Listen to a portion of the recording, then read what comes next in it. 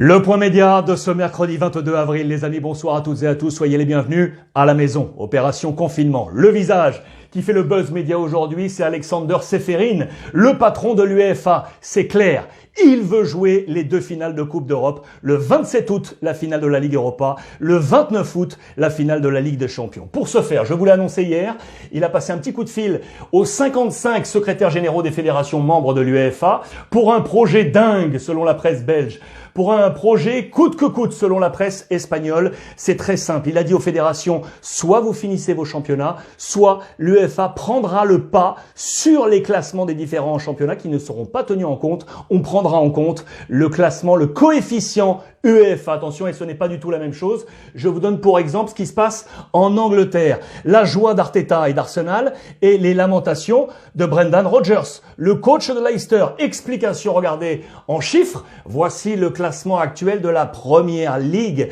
Leicester est là à la 3e place. Les 4 premiers jouent la Ligue des Champions. Liverpool, City, Leicester et Chelsea. Mais attention, si c'est le coefficient UEFA qui est pris en compte, Leicester n'est pas dans les 4 premiers. Leicester est là. City, Liverpool, United et Arsenal, d'où la joie de l'ami Arteta. Du coup, c'est la question que je vous ai posée sur les réseaux sociaux ce matin. Est-ce que vous êtes d'accord ou pas d'accord avec cette mesure d'Alexander Čeferin? 62%, 7000 votants, vous me dites pas d'accord. Quelques-unes de vos réactions, avec notamment Jérémy, qui le dit très clairement, je suis furieusement pas d'accord. On a joué 27-28 journées, c'est pas 3 ou 4, ce qui représente plus de 70% du championnat. Wilfried Le Bimaï, qui nous dit, c'est très clair, on a joué 279 matchs en Ligue 1. Par exemple, c'est absurde pour Monaco, qui est à la ramasse en championnat, qui serait en Ligue des Champions, au détriment, par exemple, du Stade Rennais. Rachid va dans le même sens, ou encore Alexandre, qui souligne le manque de considération pour le travail des joueurs, des staffs et des encadrements. Vous n'êtes pas d'accord avec Alexander Čeferin. Du côté de l'Allemagne, du coup, vous le savez,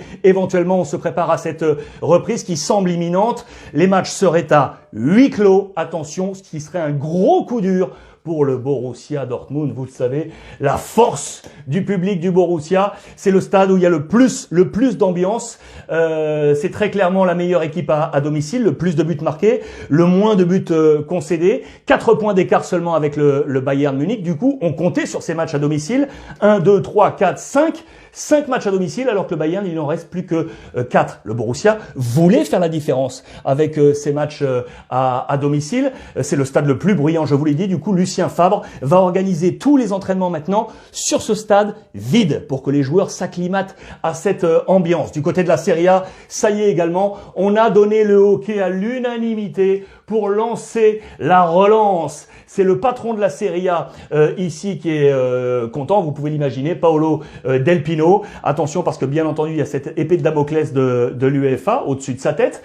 Et attention doublement, car pour l'instant, le gouvernement freine encore ce visage que je vous avais présenté, le ministre à la jeunesse et au sport, monsieur Vincenzo Spadafora, secondé par Gabriel Gravina, le patron de la Fédé, qui tâtonne encore en attendant l'accord ministériel. On attend encore du côté de la Serie A. D'autant que la bombe est tombée hier de la part de monsieur Lukaku, l'international belge de l'Inter, qui a mis tout le monde en état de choc. Explication dans les pages intérieures de la Gazzetta dello Sport.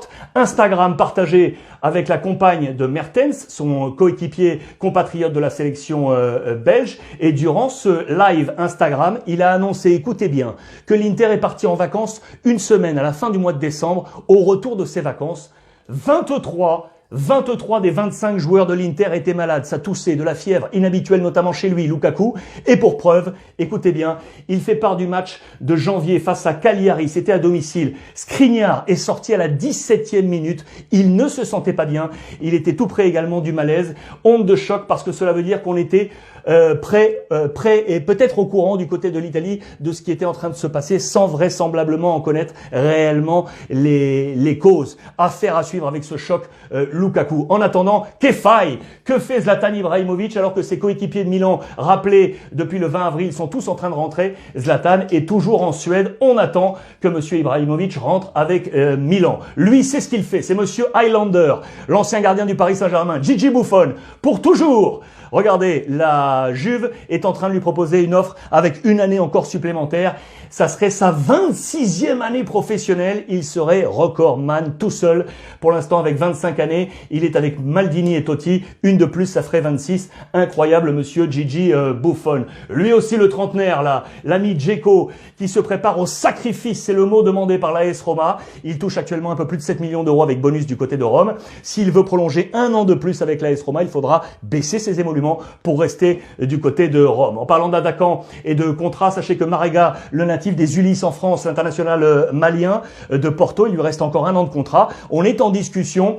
Sa clause est à 30 millions d'euros. Le Moyen-Orient le vise. Lui veut aller en Angleterre. L'Angleterre d'ailleurs, où le mauvais garçon du jour, c'est Mesut Özil. Pourquoi? Parce que Arsenal est tombé d'accord avec les joueurs sur une baisse salariale de 12,5%, sauf Özil et deux de ses coéquipiers qui veut savoir pourquoi et à quoi cet argent va-t-il servir. Lui qui est un homme de bien, il a bon nombre d'associations auxquelles il est lié pour faire du bien autour de lui. Donc là, il veut connaître pourquoi cette réduction salariale et si ça va aller contre la lutte pour la lutte contre le Covid-19. C'est un peu mal vu, vous vous en doutez, mais du coup, il s'en est expliqué bien entendu de son côté. Eux sont également un poil mal vus en ce moment. Ont-ils réellement appris? Les joueurs de Tottenham ont de nouveau été surpris dans un parc de Londres, comme il y a quelques jours avec Mourinho, en séance d'entraînement, sans respecter les distances. Regardez, Serge Aurier et Sissoko, les deux hommes, ensemble liés, alors que quelques jours auparavant, ils avaient fait un don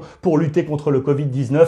C'est tout le paradoxe parfois de ces situations dans cette catastrophe qui touche la planète. Les 100 jours de Quique Setién au Barça, lui qui vit absolument tout, les polémiques internes, mais également les réussites. Il est leader du championnat avec ce 11 type. Voilà son 11 le plus utilisé de Quique Setién, leader du championnat, quasiment qualifié pour la Ligue des Champions et invaincu à domicile au Camp Nou. Quique Setién, 100 jours à la tête du Barça. En parlant du Camp Nou, très bonne initiative du Barça. Regardez le terrain de l'espérance, de l'espoir. Pourquoi? Le Barça va céder ses droits naming à la Fondation Barcelone. Attention, c'est très important de distinguer les deux. Et du coup, en vendant pour la première fois de l'histoire le nom du stade à une marque, eh bien la Fondation Barcelone va, fort de cette richesse, lutter contre le Covid et alimenter la recherche contre le coronavirus. Voilà une très bonne initiative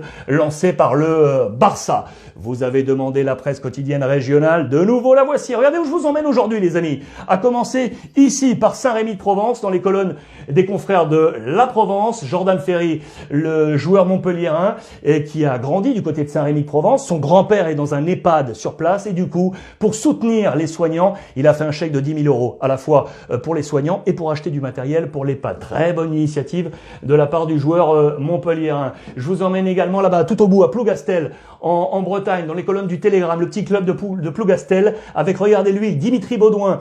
Ils font des jeux en ligne, vidéo, des quiz, des cluedo, absolument incroyable, des mots croisés pour garder le contact entre joueurs et avec les supporters. Très belle initiative du petit club de Plougastel. Et là, malheureusement, je voulais avoir le soutien en région parisienne du petit club de Drancy, club centenaire, institution, le club de Drancy au nord-est de Paris, avec son président ici, Alain Meleil, 73 ans, qui est là depuis des années au club. Le club qui était monté en national il y a 2 ans pour la première fois de son histoire, descendu l'année suivante, faute de résultats sportifs, dernier du national, descente en national 2. Et cette année, vous le savez, jeudi dernier, la fédération a annoncé l'arrêt des championnats amateurs du national 2 au district. Et du coup, le club de Drancy était actuellement 15e du groupe A de national 2. Du coup, descente en national 3. C'est malheureux, mais c'est ainsi. Le club qui n'avait plus vécu cette division depuis plus de 10 ans. Pour voir et revoir l'ensemble des éditions, comme d'habitude, les réseaux sociaux et le hashtag Ruiz Club. Ce soir, on rediffuse le club du dimanche. Il y a 6 ans, monsieur Paul Pogba, alors sous le maillot de la Juve, était notre invité. 23h, beIN Sport 1. En attendant, les amis, on reste à la maison et profitez des vôtres.